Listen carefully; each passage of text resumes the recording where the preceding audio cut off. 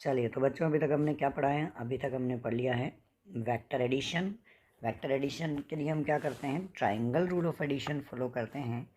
एक वेक्टर को उठाकर दूसरे वेक्टर के हेड पर रखेंगे और फर्स्ट वेक्टर की टेल और सेकंड वेक्टर के हेड को ज्वाइन करेंगे तो क्या मिल जाएगा बच्चों?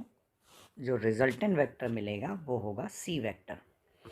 अगर तीनों वेक्टर एक ही ऑर्डर में तो नेट या तीनों वेक्टर्स का रिजल्टेंट वेक्टर कितना होगा? 0। दूसरी बात हमने ये सीखी जो इम्पोर्टेंट है। तीसरी बात मैग्नीट्यूड ऑफ रिजल्टेंट वेक्टर, तो हमने निकाला डायग्राम से। तो रिजल्टेंट वेक्टर का मैग्नीट्यूड क्या हो जाएगा बच्चों? इंपॉर्टेंट पॉइंट है, ध्यान रखना है। √a² plus b² plus 2ab cos theta. और रिजल्टेंट वेक्टर का ए वेक्टर से एंगल, जैसे ये वेक्टर तो हो गया बच्चों ए वेक्टर, दूसरा वेक्टर है हमारा बी वेक्टर, इन दोनों वेक्टर्स के बीच में एंगल है थीटा। तो इनका जो रिजल्टेंट वेक्टर आया बच्चों वो कितना है? C vector. तो सी वेक्टर का मैग्नीट्यूड इतना होगा और सी वेक्टर की ए से जो डायरेक्शन होगी, ए से जो एंगल होगा वो कितना होगा? tan alpha equals to B sine theta upon A plus B cos theta. अब हम बात करते हैं नेक्स्ट कुछ इम्पोर्टेंट पॉइंट्स की जो हमको वेक्टर्स के लिए ध्यान रखने हैं। फर्स्ट और बहुत important point, angle between two vectors. Angle between two vectors, आप इसे चाहें तो नोट कर लें अच्छे से। Angle between two vectors always measured between their heads or their tails. Angle between two vectors is always measured between their heads or their tails. दो vectors के बीच एंगल हमेशा क्या होता है? उनके हेड्स या उनकी टेल्स के बीच में मेज़र करते हैं। जैसे एग्जांपल, जैसे मान लीजिए ये कोई वेक्टर है, सपोज ए वेक्टर, ठीक। कोई दूसरा वेक्टर है, ये है बी वेक्टर। तो इन दोनों वेक्टर्स के बीच में कौन सा एंगल लेंगे बच्चों? इन दोनों के हेड्स के बीच में जो एंगल है। अब देखिए, हेड टू हेड एंगल भी अगर हम बात करें तो दो एंगल हो सकते हैं बच्चों। एक तो ये छोटा वाला एंगल, एक ये हो सकता है बड़ा वाला एंगल। तो बड़े वाले एंगल को ना लेकर सिर्फ छोटा वाला एंगल लेंगे। हमेशा ध्यान रखें बच्चों, दो वेक्टर्स के बीच में एंगल 0 से 180 तक हो सकता है, इससे ज़्यादा पॉसिबल नहीं होगा। कम से कम 0 हो सकता है, मैक्सिमम दो वेक्टर्स के बीच का एंगल 180 हो सकता है। जैसे एग्जांपल, अगर मान लीजिए एक वेक्टर है ये वेक्टर ए, दूसरा वेक्टर है सपोज इस तरह का कोई दूसरा वेक्टर है वेक्टर बी। अब इन दोनों वेक्टर्स के बीच में एंगल चाहिए। अगर मान लीजिए जैसे ये एंगल हमको दिया हुआ है 60 डिग्री, तो देखिए क्या ये एंगल करेक्ट होगा बच्चों? नहीं होगा। क्यों? क्योंकि ये दो वेक्टर्स के, इसका हेड और दूसरे वेक्टर के टेल के बीच का एंगल है, तो इसको नहीं लेंगे। तो फिर हमको क्या करना पड़ेगा बच्चों? किसी एक वेक्टर को, जैसे मान लीजिए बी वेक्टर को आगे बढ़ा दिया और हेड टू हेड एंगल, दोनों के हेड्स के बीच का ये वाला एंगल लेना पड़ेगा। ये वाला एंगल क्या हो जाएगा बच्चों? 180 माइनस 60। कितना हो जाएगा? 180 माइनस 60 मतलब 120 डिग्री। ठीक है बच्चों, ये हमको इसमें ध्यान रखना है। किन्हीं भी दो वेक्टर्स के बीच में angle head to head angle हम लेते हैं। ठीक है, जैसे और एग्जांपल अगर हम ले लें, जैसे मान लीजिए कोई एक वेक्टर है ये वेक्टर, कोई दूसरा वेक्टर है ये वेक्टर, ये एंगल मान लीजिए 30 डिग्री है। तो क्या ये सही एंगल है बच्चों? नहीं। हेड टू टेल एंगल है? नहीं है। एंगल हमेशा हेड टू हेड लेंगे। तो या तो इस वेक्टर को उठाकर आगे बढ़ा दें, तो ये हेड टू हेड एंगल दोनों के बीच का हो जाएगा। हेड टू हेड एंगल ये वाला एंगल, मतलब 180 माइनस 30, तो 150 डिग्री एंगल लेना पड़ेगा। बहुत इंपॉर्टेंट पॉइंट, अच्छे से ध्यान रखें। पहला रिजल्ट। और दूसरा इंपॉर्टेंट रिजल्ट जो आगे भी काम में आता है, resultant of two forces of same magnitude. ध्यान रखें बच्चों, resultant of two forces of same magnitude at an angle theta is, चाहे तो आप लिख लें, resultant force of two vectors या resultant force of two forces of same magnitude will be 2f cos theta by 2। दो same force हैं, दो same force अगर एक दूसरे से थीटा एंगल पर हों तो उनका रिजल्टेंट फोर्स कितना होगा बच्चों? 2f cos theta by 2। Resultant force will be 2f cos theta by 2।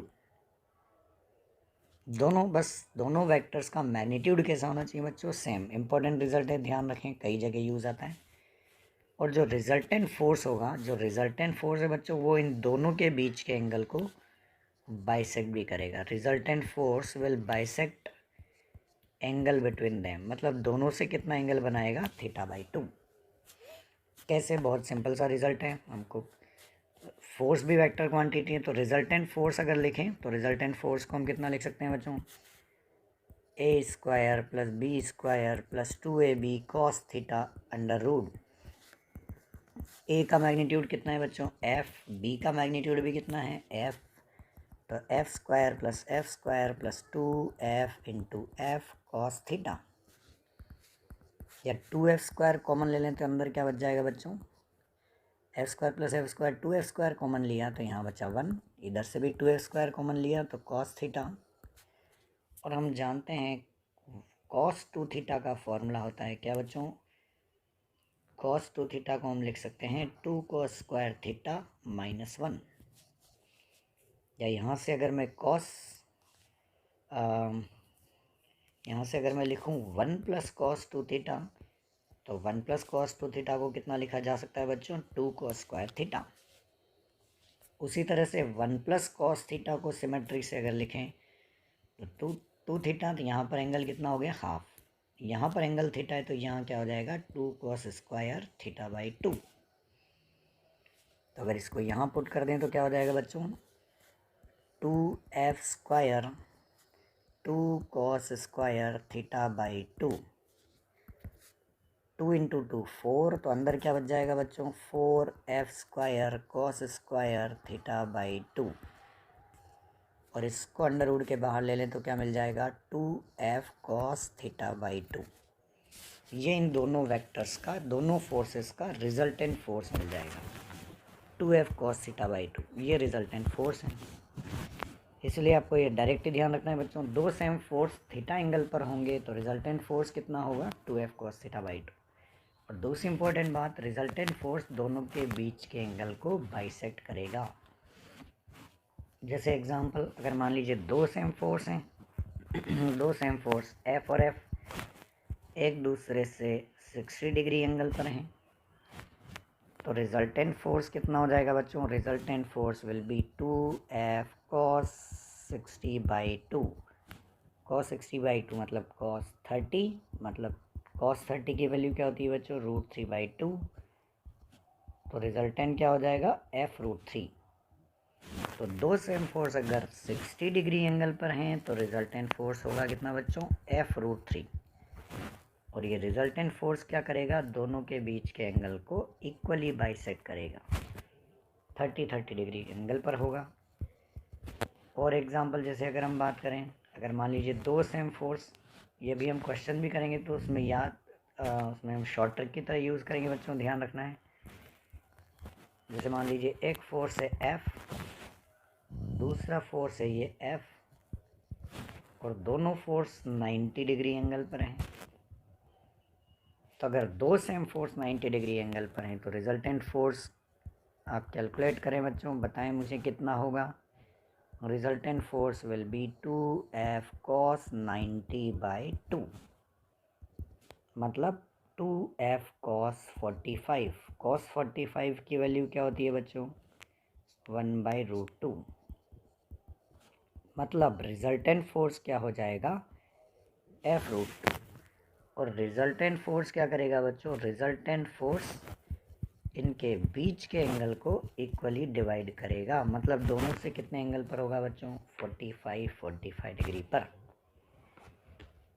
आगे हम जब क्वेश्चन करेंगे तो उसमें शॉर्ट ट्रिक की तरह हम इसको सीधा यूज़ करेंगे। एक और इम्पोर्टेंट पॉइंट, जैसे अगर मान लीजिए दो सेम फोर्स F और F 120 डिग्री पर हैं, दो सेम फोर्स F और F 120 डिग्री पर हैं, तो रिजल्टेंट फोर्स जल्दी से बताएं बच्चों कितना होगा? Resultant force will be 2F cos 120/2, मतलब 2F cos 60, और cos 60 की वैल्यू क्या होती है बच्चों 1/2, मतलब रिजल्टेंट फोर्स क्या हो जाएगा F। ठीक है बच्चों, और रिजल्टेंट फोर्स जो होगा इनका F वो किधर होगा, रिजल्टेंट फोर्स दोनों के बीच के एंगल को इक्वली डिवाइड करेगा, मतलब दोनों से कितने एंगल पर होगा बच्चों 60 डिग्री पर होगा। ये बहुत इंपॉर्टेंट रिजल्ट भी है बच्चों, कई जगह क्वेश्चन में आपको डायरेक्ट भी बोल देगा, इस पर तो क्वेश्चन भी बन जाते हैं। जैसे इस तरह का आपको क्वेश्चन दे देगा, magnitude of vector A is equals to magnitude of vector B is equals to sum of their magnitude, then find angle between vector A and vector B. अब देखिए ये लाइन जो मैंने लिखी है इसी को क्वेश्चन में पूछता है जनरली, ये जो लाइन लिखी है इसका मतलब यही रिजल्ट है बच्चों, ध्यान से देखें। देखिए इसका मतलब क्या है, ए का मैग्नीट्यूड और बी का मैग्नीट्यूड दोनों सेम हैं, जैसा कि अपने यहाँ पर है ए का मैग्नीट्यूड बी का मैग्नीट्यूड दोनों सेम हैं, और इनका रिजल्टेंट मतलब अंडर रूट, रिजल्टेंट मतलब ए प्लस बी का मैग्नीट्यूड, इनका सम resultant vector.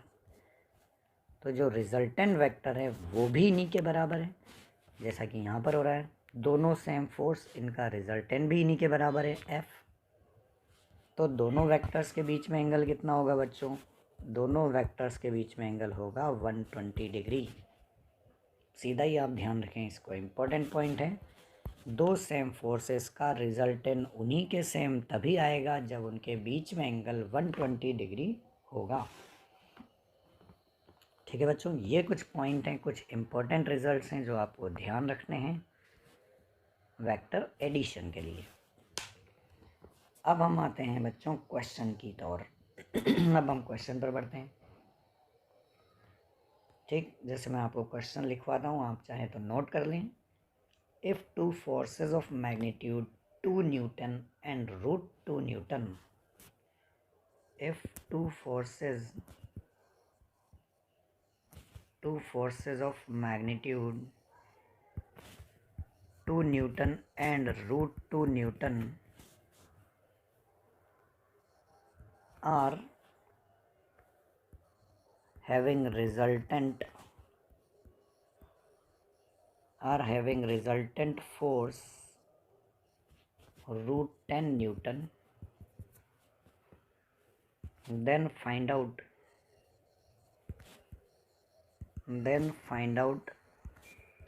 angle between them.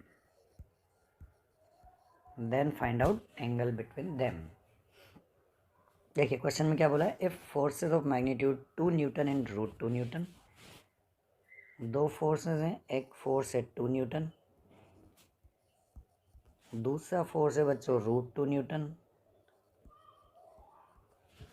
इन दोनों फोर्स का जो रिजल्टेंट फोर्स है बच्चों, रिजल्टेंट फोर्स कितना है √2 न्यूटन। मतलब जैसे हमको दिया हुआ है A = 2, बी वेक्टर दिया हुआ है, बी का मैग्नीट्यूड दिया हुआ है √2, इन दोनों का रिजल्टेंट मतलब सी का मैग्नीट्यूड दिया हुआ है √10। तो हमको पूछा है इन दोनों वेक्टर्स के बीच में एंगल थीटा क्या हो जाएगा। वीडियो को पॉज करके सॉल्व करके देखें बच्चों क्या हो जाएगा। ए दिया हुआ है, बी दिया हुआ है, सी दिया हुआ है, थीटा निकालना है। कैसे निकालेंगे बच्चों, सी का मैग्नीट्यूड कितना होता है √A² + B² + 2AB cos theta. दोनों साइड स्क्वायर कर दें तो क्या हो जाएगा बच्चों, स्क्वायर कर दें तो √ हटा दें तो ये हो जाएगा C² मतलब √10 का स्क्वायर, तो √10 का स्क्वायर क्या हो जाएगा 10। A² मतलब 2² + √2 का स्क्वायर प्लस 2A की वैल्यू 2, B की वैल्यू √2 cos थीटा। और सॉल्व कर लें बच्चों, 10 + 2 का स्क्वायर मतलब 4, √2 का स्क्वायर मतलब 2 + 4 √2 cos थीटा। 4 + 2 कितना हो गया बच्चों 6 को इधर ले जाएं कितना हो जाएगा 10 - 6 4 4 इक्वल्स टू 4√2 कॉस थीटा। एक 4 से 4 कैंसिल, कॉस थीटा क्या हो जाएगा बच्चों 1/√2, या थीटा की वैल्यू यहाँ से क्या मिल जाएगी 45 डिग्री।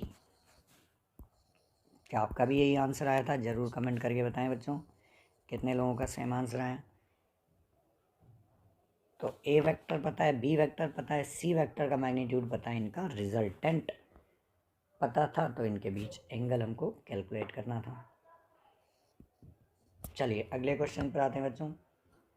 क्वेश्चन मेरे साथ नोट करें। Two forces of magnitude x plus Y, दो फोर्सेज हैं। फोर्स मतलब वेक्टर है, इसलिए वो क्वेश्चन में जनरली फोर्स भी बोलता है। To forces of magnitude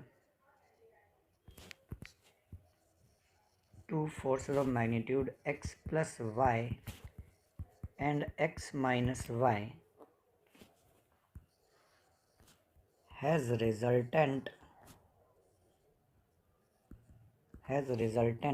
under root x square plus y square. Then find out angle between them. Same वैसा ही क्वेश्चन है बच्चों। दो फोर्सेस हैं x प्लस वाई एक और x माइनस वाई, ये तो हो गया आपका वेक्टर ए, ये हो गया वेक्टर बी।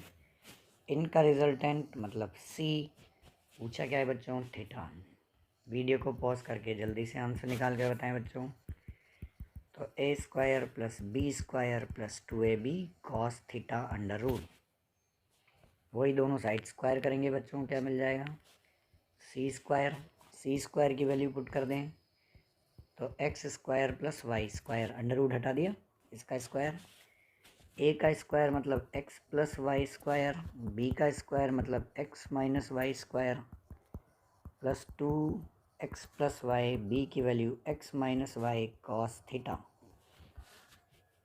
और सॉल्व करें बच्चों, X square plus Y square equals to X plus Y का होल स्क्वायर क्या हो जाएगा बच्चों X square plus Y square plus 2xy। इसी तरह से x माइनस वाई का square X square plus Y square minus 2xy plus 2x square. अब देखिए यहाँ पर क्या हो गया X plus Y x minus Y मतलब a plus B A minus B, A plus B into a minus b का फॉर्मूला क्या होता है बच्चों a plus B into a minus b का फॉर्मूला आप जानते हैं कितना a square minus b square. तो ये क्या हो गया x plus Y x minus y, तो x square minus Y square cos theta. देखिए क्या क्या कैंसिल, 2xy से 2xy कैंसिल, इधर एक एक्स स्क्वायर से X square cancel, Y square cancel, इधर क्या बचेगा बच्चों 0।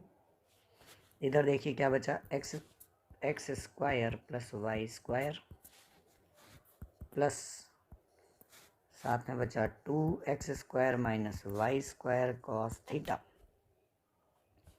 थोड़ा सा लेंदी क्वेश्चन है बच्चों, ध्यान से देखें और इसको सॉल्व करें। X square plus Y square को ले जाओ इधर, उधर ले जाने पर ये क्या बन जाएगा minus X square plus Y square equals to 2x square minus Y square cos theta. या कॉस थीटा की वैल्यू कितनी आ गई बच्चों, कॉस थीटा की वैल्यू आ गई minus X square plus Y square upon 2x square minus Y square.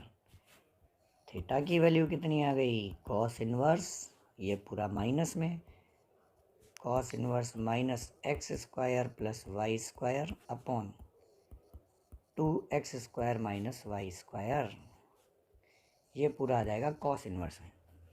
थोड़ी सी कैलकुलेशन इसकी लेंदी है बच्चों, एक बार ज़रूर क्वेश्चन को सॉल्व करके देखें अच्छे से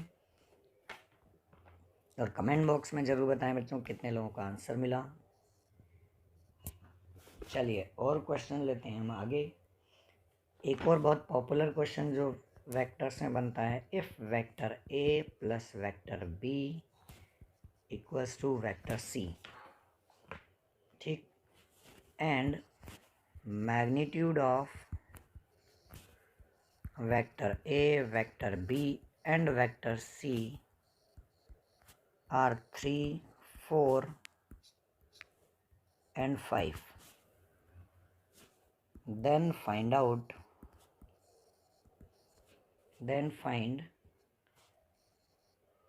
angle between vector A and vector B, second vector A and vector C, third vector B and vector C, इनके बीच का एंगल फाइंड आउट करना है। क्या है बच्चों? A plus B plus A vector plus B vector equals to C vector. ठीक है, अब देखिए यहाँ पर इंपॉर्टेंट क्वेश्चन है, ये इस तरह का क्वेश्चन कई बार एग्जाम में पूछा जाता है बच्चों, ध्यान से समझें। Vector A plus vector B कितना है? Vector C। जैसे अगर दो वेक्टर को हम ऐड कैसे करते हैं बच्चों? ये तो मान लीजिए वेक्टर A है, इसके सिर पर हमने रखा वेक्टर B, ये वेक्टर B।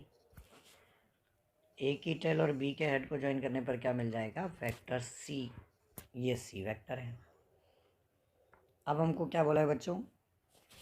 अब देखिए थोड़ा सा क्वेश्चन को आप समझें। क्वेश्चन में हमको दिया हुआ है vector A 3, vector B 4, vector C 5। अब देखिए तीनों वेक्टर मिलकर ट्राइंगल बनाते हैं बच्चों, ठीक। और देखिए तीनों वेक्टर तीन साइड्स को रिप्रेजेंट करते हैं। अब देखिए अगर A का मैग्नीट्यूड मतलब A की लेंथ, मैग्नीट्यूड मतलब वेक्टर की लेंथ, A की लेंथ 3 है, B की लेंथ 4 है, C की लेंथ 5 है, तो थोड़ा सा सोच कर बताएं बच्चों, ट्राइंगल जो बनेगा वो कैसा बनेगा? बिल्कुल सही, तो ट्राइंगल बनेगा कैसा? Right angle triangle. मतलब ट्राइंगल ऐसा नहीं बनेगा, ट्राइंगल बनेगा राइट एंगल ट्राइंगल। ये वेक्टर A, ये वेक्टर हो गया आपका B, ठीक। और इन दोनों को ऐड करने पर क्या मिला बच्चों? Vector C। तो ये जो हो गया हमारा वेक्टर C। अब जैसे ही आपको पता लग गया कि ये राइट एंगल ट्राइंगल हैं, तो फिर क्वेश्चन को सॉल्व करने में कोई दिक्कत नहीं है। फिजिक्स में जब भी वो क्वेश्चन पूछेगा आपसे तो राइट एंगल ट्राइंगल की कंडीशन ही देगा। मैथमेटिकल क्वेश्चन नहीं है, फिजिक्स का क्वेश्चन है, इसलिए ऐसा ही क्वेश्चन आएगा, ध्यान रखें, जिसमें राइट एंगल ट्राइंगल बनेगा। अब अगर राइट एंगल ट्राइंगल आपको पता लग गया बच्चों तो फिर कोई बहुत बड़ी बात नहीं है। पहला A और B के बीच एंगल देख कर बताएं बच्चों क्या है। ये तो वेक्टर A, ये वेक्टर B, दोनों के बीच एंगल 90, बहुत सिंपल। इसी तरह से वेक्टर A और वेक्टर C के बीच ये वाला एंगल, जैसे मान लीजिए ये एंगल अल्फ़ा, तो अल्फ़ा की वैल्यू क्या हो जाएगी? कुछ भी लिख सकते हैं हम। जैसे अगर मैं यहाँ से कॉस थीटा लिखूँ तो कॉस अल्फ़ा लिखूँ तो कॉस अल्फ़ा की वैल्यू क्या हो जाएगी? बोलें, base upon hypotenuse. Cos alpha base upon hypotenuse, तो अल्फ़ा की वैल्यू क्या हो जाएगी बच्चों? कॉस इनवर्स 3/5, ये हो जाएगा कॉस अल्फ़ा या अल्फ़ा की वैल्यू। और देखिए कॉस अल्फ़ा 3/5 मतलब अल्फ़ा की वैल्यू क्या हो जाएगी? 53 डिग्री। मैंने आपको पहले बताया हुआ है साइन अल्फ़ा कॉस अल्फ़ा की वैल्यू कितनी होगी। इसी तरह से तीसरा एंगल क्या हो जाएगा बच्चों? ये वाला एंगल मान लीजिए थीटा है, तो ये वाला एंगल थीटा है, तो अगर मुझे चाहिए थीटा तो राइट एंगल ट्राइंगल से अगर लिखें तो एंगल थीटा के सामने वाली साइड क्या हो जाएगी बच्चों? ये हो जाएगी परपेंडिकुलर, ये हो जाएगी हाइपोटेनियस, ये हो जाएगा बेस। तो अगर इससे भी मैं कॉस थीटा लिखूं तो क्या हो जाएगा बच्चों? Cos theta equals to base 4 upon hypotenuse 5, तो थीटा क्या हो जाएगा? कॉस इनवर्स 4/5 मतलब 37 डिग्री। तो ये हमको एंगल्स मिल जाएंगे। ज़रूरी नहीं है आंसर आप देखें कॉस में ही मिलें, हो सकता है साइन में मिल जाए तो आप साइन में लिख सकते हैं, 10 में मिले तो 10 में लिख सकते हैं, जैसा भी मिले वैसा लिख सकते हैं। पर इम्पोर्टेंट क्वेश्चन है, आप राइट एंगल ट्राइंगल, अगर राइट एंगल ट्राइंगल है तो राइट एंगल ट्राइंगल अगर आपको पता लग गया तो फिर क्वेश्चन सॉल्व करना बहुत सिंपल है। राइट एंगल ट्राइंगल की कंडीशन क्या क्या है बच्चों, मैं आपको वो भी बता देता हूँ, बहुत simple. 1 1 √2 right angle triangle, 3 4 5 right angle triangle, 6 8 10 right angle triangle, 12, 5, 13 right angle triangle. Exam में वो इन्हीं में से कोई ना कोई पेयर उठाकर दे देता है। तो ये सब क्या है बच्चों, राइट एंगल ट्राइंगल की कंडीशंस हैं। ठीक है बच्चों, तो इनको अच्छे से ध्यान रखें। चलिए और हम आगे क्वेश्चन पर बढ़ते हैं। अब हम क्वेश्चन लेते हैं, जैसे अगला क्वेश्चन लेते हैं जो हमने 2f cos theta by 2 result लिखा था, आपको याद होगा। उस पर भी क्वेश्चन बनते हैं वेक्टर में। जैसे मान लीजिए बोल दिया एक वेक्टर है, इस वेक्टर का मैग्नीट्यूड है, एक फोर्स है 10 न्यूटन। कोई दूसरा फोर्स लग रहा है ऐसे, ये फोर्स है, ये फोर्स भी है बच्चों 10 न्यूटन, और एक फोर्स लग रहा है ऐसे, ये फोर्स भी है मान लिया 10 न्यूटन। तीन फोर्स है बच्चे, 10 न्यूटन 10 न्यूटन 10 न्यूटन। इन दोनों 10 न्यूटन्स के बीच का एंगल है 45 डिग्री, इन दोनों के बीच का एंगल है 45 डिग्री। तो फाइंड रिजल्टेंट फोर्स। फाइन क्या करना है बच्चों, फाइन रिजल्टेंट फोर्स। इनका रिजल्टेंट फोर्स कितना हो जाएगा वो हमको निकालना है। अब कैसे निकालेंगे बच्चों, अभी देखिए। अब एक तरीका तो इसको पूरा हम वेक्टर के कंपोनेंट करें फिर निकालें, आई कैप जे कैप कंपोनेंट्स करके। दूसरा तरीका हम शॉर्ट ट्रिक यूज़ कर सकते हैं, शॉर्ट ट्रिक से भी कैलकुलेट कर सकते हैं बच्चों। दोनों तरीके से मैं बताता हूँ। पहले तरीके से अगर करें, मान लीजिए जैसे ये वेक्टर है F1 फोर्स, ये है F2 फोर्स, ये है F3 फोर्स। तो फर्स्ट तरीका आप क्या करें बच्चों, तीनों वेक्टर्स को, तीनों फोर्सेस को वेक्टर में लिखें। जैसे F1 को अगर वेक्टर में लिखें तो क्या लिख सकते हैं बच्चों, 10, और इसकी डायरेक्शन किधर है, जैसे ये डायरेक्शन है हमारी x, तो 10 i कैप। ऐसे ही F2 वेक्टर, इस F2 के अगर मैं दो कंपोनेंट करूं तो क्या हो जाएंगे बच्चों, देखिए इसका ये वाला कंपोनेंट होगा कितना, जिधर एंगल वो कंपोनेंट हम क्या बोल देते हैं, cos थीटा, तो 10 cos 45। इसी तरह से इस वाले वेक्टर का इस डायरेक्शन में कंपोनेंट क्या हो जाएगा बच्चों, 10 sin 45। कोई सा भी एक एंगल ले लीजिए, जैसे मैंने ये वाला एंगल ले लिया। अब देखिए सेकंड वेक्टर को अगर मैं कंपोनेंट्स में लिखूं आई कैप जे कैप में, तो क्या लिख सकता हूं बच्चों, 10 cos 45 आई कैप, प्लस ये वाला कंपोनेंट क्या है बच्चों, 10 sin 45 जे कैप।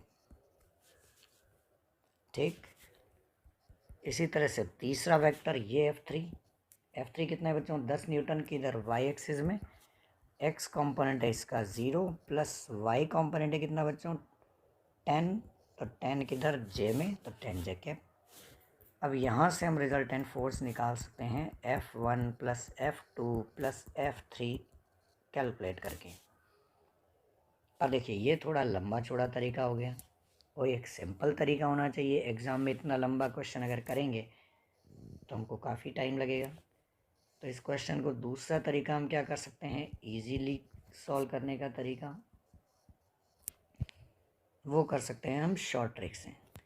शॉर्ट ट्रिक हमारी क्या थी बच्चों, आपको याद होगा, जैसे हमने लिखा था दो सेम फोर्स F और F अगर 90 डिग्री पर आते हैं तो उनका रिजल्टेंट कितना होता है बच्चों, F√2। शॉर्ट ट्रिक याद होगी आपको, अभी जो लिखी हमने, रिजल्टेंट होगा F√2, बीच के एंगल को बाइसेक्ट करेगा, मतलब दोनों से कितना कितना एंगल बनाएगा बच्चों, 45 डिग्री। तो देखिए इस फोर्स को अभी फ़िलहाल के लिए भूल जाते हैं, इस फोर्स की बात बाद में करेंगे।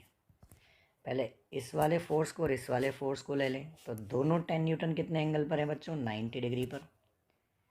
तो इनका रिजल्टेंट फोर्स किधर होगा बच्चों, सोच कर बताएं। इन दोनों का रिजल्टेंट फोर्स होगा बिल्कुल सही इनके बीच में, बीच के एंगल को बाइसेक्ट करेगा, दोनों से 45 डिग्री पर होगा, और रिजल्टेंट कितना होगा बच्चों, 10√2। F√2, F मतलब 10√2।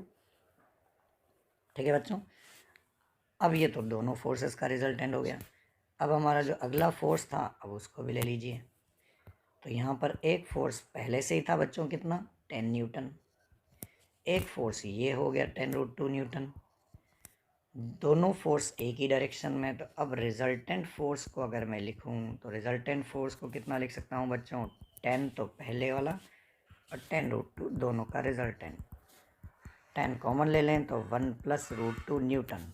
देखिए कितना सिंपल क्वेश्चन हो गया। डायरेक्ट हमको इनका मैग्नीट्यूड मिल जाएगा। कितना मिलेगा बच्चों, 10√2 न्यूटन। तो इस तरह से हम दो वेक्टर्स का रिजल्टेंट जो है वो डायरेक्ट फाइंड आउट कर सकते हैं। तो रिजल्टेंट जो मिला वो 10√2 न्यूटन के बराबर है। जैसे एक क्वेश्चन और मैं आपको देता हूँ बच्चों, आप खुद से सॉल्व करके देखें। जैसे मान लीजिए एक फोर्स है, ये फोर्स है 300 न्यूटन।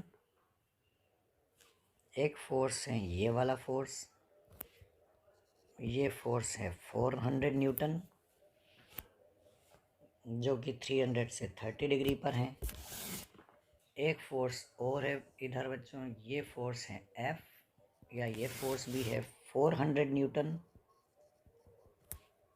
जो कि इससे 150 डिग्री एंगल पर है। तो तीन फोर्सेस हैं, 400, 400 और एक 300। 300 न्यूटन से 30 डिग्री एंगल पर है 400 न्यूटन, और इस 300 से 150 डिग्री एंगल पर है दूसरा 400 न्यूटन।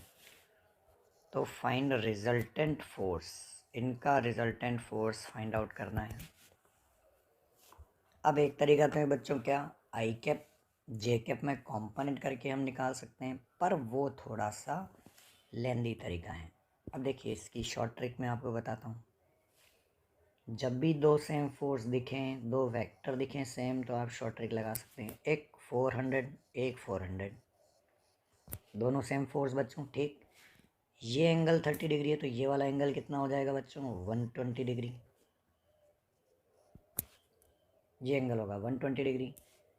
और हमारा रिजल्ट क्या था, दो सेम फोर्स, रिजल्ट याद है कि भूल गए बच्चों, दो सेम फोर्स अगर 120 डिग्री एंगल पर हैं तो रिजल्टेंट फोर्स क्या होता है, उन्हीं का रिजल्टेंट फोर्स उन्हीं के बराबर होता है। दोनों के बीच के एंगल को बाइसेक्ट करता है 60 डिग्री एंगल पर। तो यहाँ पर 400 का रिजल्टेंट भी क्या होगा बच्चों, 400 ही होगा। दो सेम फोर्स का रिजल्टेंट अगर 120 डिग्री है तो सेम उनके बराबर। बीच के एंगल को बाइसेक्ट करेगा, मतलब ये एंगल भी कितना होगा बच्चों, 60। ये वाला एंगल भी कितना होगा, 60। अब देखिए अगला डायग्राम अगर मैं बनाऊँ तो अब क्या क्या बचा बच्चों, एक तो हमारे पास बचा 300, इसको तो अभी हमने टच नहीं किया है। इन दोनों का रिजल्टेंट हो गया 400, तो एक बचा हमारे पास 400। अब दो फोर्स हो गए बच्चों, 300 और 400, दोनों कितनी एंगल पर हैं, 90 पर। अगर ये दोनों भी सेम होते तो फिर हम शॉर्ट ट्रिक लगा देते F√2, पर अगर अभी ये अलग अलग हैं तो अब इनका रिजल्टेंट कैसे निकालेंगे, रिजल्टेंट निकालेंगे √a² + b² + 2ab cos 90। दोनों के बीच में एंगल कितना है बच्चों, 90।